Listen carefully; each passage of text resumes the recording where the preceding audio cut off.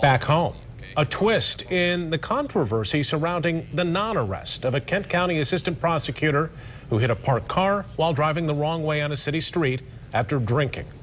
A lawsuit filed in federal court against the Grand Rapids officers and their union reveals what was said in recorded conversations that have not been released to the public. Barton Dieters has been combing through that lawsuit and talking to those involved. Barton?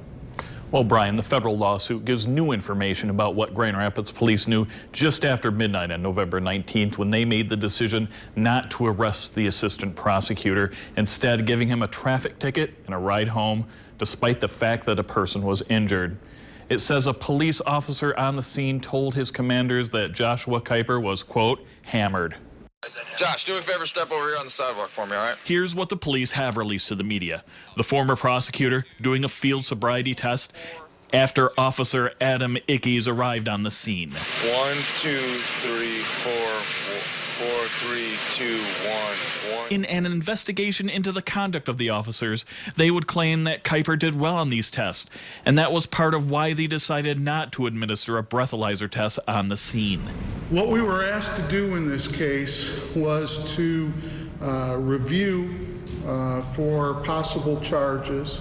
The investigation into the incident was done by Kalamazoo County Prosecutor Jeff Getting, who concluded that the officers did not willfully neglect their duty. These officers cannot be counted on to use their discretion fairly and equally and to do the right thing, even when it is the hard thing.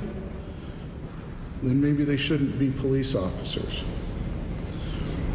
But that doesn't mean that they committed a crime. But the lawsuit says recorded conversation shows that Ickes called into his watch commander, Lieutenant Matthew Janeski, who is married to Chief Assistant Kent County Prosecutor Monica Janeski.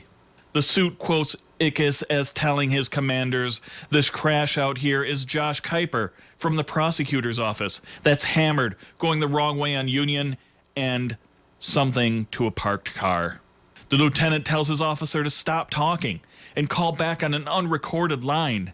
That would lead to an investigation where the 3 department personnel involved are suspended and facing losing their jobs permanently. Also today, Kuiper was arraigned in Allegan County District Court on a charge of reckless driving that carries a 5-year maximum penalty. He is also being sued by the person injured in the parked car. Tonight, attorneys for the city and the union did not return calls seeking comment.